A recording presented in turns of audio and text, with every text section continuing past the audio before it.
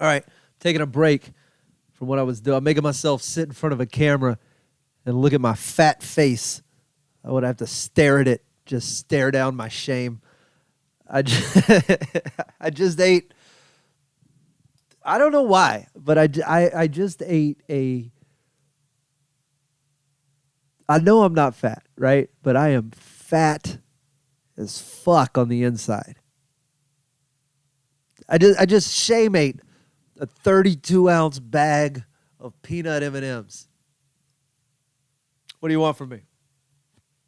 32 ounces. That's 2 pounds. I didn't do it in one sitting. That would be insane. I did it in 3. I started it last night. I don't know why. I went to the store and I'm such a. When did I turn into this person? I look at if I go to the grocery store, usually I just buy stuff with reckless abandon. I don't really care. I mean, I do care, but I don't care. I don't think about it overly. Stuff costs what stuff costs. Some days I look at it and I'm like, shit, that costs, wow. But then some days they'll put they'll put stuff on sale. They'll put the little yellow tag on it, catch your attention. And I'll just look. I look at the little ounces thing. I don't remember where I learned to do it. I don't remember. It's not familial. We didn't used to do it going to the grocery store as children. I didn't inherit it from my grandparents. I don't know. But you can see the ounces, the cost per ounce, or the cost per unit on the tag, and then I check it, right? So that is bag of peanut. I was going to buy peanut M&Ms. To be fair, I showed up fat. They didn't talk me into being fat. I showed up a fat son of a bitch looking for peanut M&Ms. But I was looking for just like a bag. I didn't want just like the little handheld. I knew I was feeling fatter than that. But I didn't. I wanted a bigger bag. So I went and looked at the candy aisle. And an 8-ounce bag, a regular half pound, like a human might eat. It was something priced, and then next to it was this massive, just luggage of peanut M&Ms. It was like $8.99 or something, and I don't even know the average market price for M&Ms. All right, this might not even have been a good deal, but I ounced it up against the other one, and I was like, well, it's a better deal than the one I was gonna buy. So I talked myself into it. Because I had a sweet tooth. And I brought it home. It didn't even make it out of the store. I'm walking because I don't have my bike because it got stolen. I'm going to keep saying that until someone bike sponsors this show. So I'm walking to the store and I put this in my backpack and I walk right out of the store. I go, I want some M&Ms. And it's like it's like I'm addicted. I open it up and I get a handful. I put them in my pocket. And I'm just eating them on my way back home. Then I get home and then I sit on the couch while I'm working, laptop on my lap, just shoving these sugar-coated peanuts in my mouth one after another. It's my favorite candy, that and Skittles. If you got to pick, you got to choose a favorite fruit candy and then a favorite chocolate candy. You can't just say favorite candy. Nobody says favorite candy. That's too broad. That's too general. So peanut M&Ms are my favorite chocolate candy, my favorite savory candy. I don't know what that means. Skittles are my favorite fruit candy. I love these peanut M&Ms so much. So I ate them on my way back from the store, and then I ate them on the couch. And then last night, as I was trying to get tired, I'm wrapping up what I'm doing. I got the TV on in the background, just shoving these M&Ms in my face. And then I woke up this morning and I ate them for breakfast like Cocoa Puffs. Like milkless cereal, except peanut M&Ms. You know how many calories? I do. It's almost 6,000 calories. I eat almost 6,000 calories. Yeah, don't tell me I'm not I don't care what I look like. I'm fat on the inside. I'm one of you big people. Don't tell me what I feel like. And I'll overthink this too. I want to know what, because nobody does that without a reason. Nobody eats, You won't. You would. It's only shame eating. That's the only reason you would ever eat that many empty calories. I'm fighting something on the inside. I gotta do some work on me. Figure this out. Does everybody else overthink everything like that? My head. I'll go down rabbit holes trying to figure out what's got me in a 6,000 calorie M&M diet. My head never turns off. It's like the inside of my head sounds like you left dice in a dryer. Just ka-dung, ka-dung, what's that sound? Ka-dung, ka-dung. I don't know, but it's annoying. Ka-dung. It's a 3 a.m. car alarm all the time. So yeah, I'll have to get to the bottom of that before I become 1,000 pounds. I don't have the willpower to exercise my way out of that. If I was 1,000 pounds, I'd just live in whatever room I ate myself into. Send letters. I've been trying to drink. I'm drinking coffee. I'm drinking evening coffee. I think the caffeine, I really don't know. Maybe I'm making that up. Maybe I'm just equating caffeine with speed with cocaine, and cocaine with not making you want to eat anything, just making you want to start a food truck and tell your friends about it from right here. You know what we should do? You know what we should do? You know what we should do? Here's what we should do. We should make a food truck that sells nothing but peanut butter and jelly sandwiches, man. But the difference is we got all the different kinds of jelly, man. That's the thing. It's different kinds of jelly, bro. It's different kinds of jelly, bro. Yeah. Everybody, you say peanut butter and jelly, everybody thinks peanut butter and grape jelly. But they never think you know what I mean? Maybe sometimes strawberries, sometimes they think peach preserves.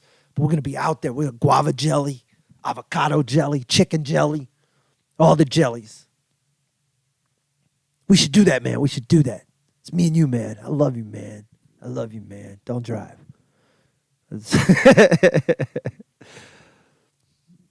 I don't know if it makes you, caffeine probably in my dumb unscientific head makes my metabolism faster and my hunger dissipates. So I'm drinking it, trying to not eat a ton. I'm all uppity with my coffee now too. I drink like 1,000 cups a day. So that's what the grocery stores are good for. Don't buy a pound of M&Ms, but you can buy, this little Kroger by my house has all these, they have a store brand, right? I think it's like Private Selection or Signature or something. Anyway, some dumb house, every grocery store has one. They, all of their stuff sucks. All the store brand stuff sucks. It's very generic. It's awful. Garbage. Cookies, terrible. I think the vegetables might be, I don't know. But mainly everything is tasteless. But they have like 9 different regional coffees, like a bunch of different African blends and some Central American blends. And they're all just their brand. I'm like, you can't mess up coffee, right? And they don't. So they got good ones. And that's what I drink the whole first half of the day. My friend just brought me back this and that. I'll talk about that in a second. My friend just brought me back some coffee from Norway, which is, they get the beans from Colombia green because you can't grow beans in Norway, but they get the beans green and then they roast them there. And I'm sure I don't know anything about coffee roasting. I'm sure there's something to do with air temperature and altitude and all that chemistry. Anyway, it's very, very good coffee. And then I'm out of it now. Another really good friend brought me some the civet coffee from Indonesia. Yeah, the gross stuff. It's supposed to be, it's gross in the story. The coffee's good. It's kind of bitter, but it's the coffee that the beans fall out of the tree, and then the civet, which is like a cat dog, eats them. And then it poops out the seeds, and then some Indonesian farmer collects those and overcharges Americans. And anyway, something happens in the GI system of however, I don't know. It's a novelty. Anyway, I had them, and that was good. And then I've had like, we were in Ethiopia. So where'd we go? Where'd we do the ceremony? Arba Mensch. I guess this was Arba Mensch, I came back with this coffee. When we were in Addis Ababa the first time, it's myself and Sam Damaris, and we had gone, it was 2008. It's like weird how your years get stuck in your head. But I remember it was 2008. We were going to, it was on the tail end of an Iraq tour maybe. We were playing Djibouti, Africa, and we had to travel through Ethiopia, and we were in the Addis Ababa airport. We had like a 12-hour layover, and it's only like a $20 visa to get out of the airport. So we bought the visa, and we walk out. If you've ever been to an African airport, you know it's utter chaos when you walk out of the doors. There's no explaining a third world airport if you've never been to a third world airport. It's full blown. I want to say chaos again. Chaos. It's chaos. So soon as you walk out, and we stick out like sore thumbs. Sam had dreadlocks. He's fine. I'm pasty white. And soon as we get out, people are approaching, trying to taxi, carry your bags. What do you want to see? What do you want to do? And we just kind of wandered for a bit. We waved everybody off.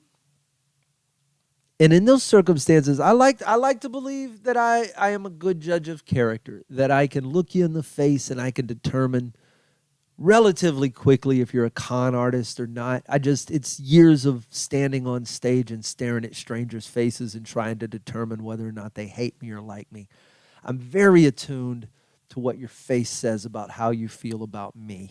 So we see this one guy, and he's just a little more demure than, I don't know if I'm pronouncing that word right, than everybody else. A little more laid back, but still there, present. His name was Abraham. He offered it. He goes, I'll take you everywhere you want to go, $20 a person, all day long. I'll have you back here in time for your flight at 10. We'll be back here by, say, 8:30. Does that work? I'll show you the old market, the new market. We'll go to dinner. We'll go down to Millennium Square. I'll show you everything you want to see. And $20. And you go, this is too good to be true. We have our luggage with it. We're going to get mugged. We're going to get robbed. We might get mugged and robbed. Our stuff's all going to get stolen. We're still on tour. But also, I'm not sitting in the airport for 12 hours. So we pay this guy, and he takes us to, first place we go is I think it's the Natural History Museum, the big museum in Addis Ababa. And it's where the Lucy bones are, the oldest humanoid remains.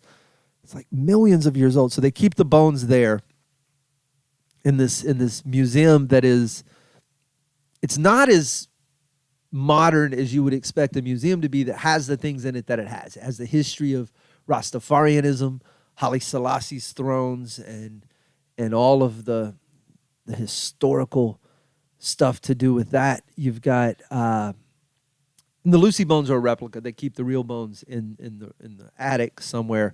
I know that because the real bones were on tour. They were actually in Houston while I was in Ethiopia, and there were replica bones as always there. Anyway, I digress. So we go see this museum, and we just leave Abraham with a newspaper out by the car. He's, I'll be here. And we're like, I sure fucking hope so. And he sits down, and we go in, and we spend hours in this museum. We come back out, and Abraham's right there with all our luggage. That's when we relaxed a little bit. We went out to the old market. We did see, it's just old Addis Ababa. And then we went to eat dinner, and we sat down. We had a wonderful dinner. We ate injera and all the different types of meats and cheeses and spices and the spongy, tangy bread. And a couple of us have drinks, and it's just a big dinner. And then we go out back, and we have the coffee ceremony, and they bring out these green beans, and then they roast them right there in front of you, and then they grind them in front of you, and then they make the coffee, and they pour you 3 little cups, and it just, I'll never forget that cup of coffee. Now I'm drinking. It's not what I'm drinking now. That's what I'm saying. I'm a coffee not snob, but I appreciate good coffee. And this is not. This is actually Starbucks. I know. The mug says Starbucks because people bring me stuff from all over the place, and a friend brought this back from Maui. But the cup usually just says Starbucks. It always has something better inside, and this is actual Starbucks. It's not their house blend, which is garbage.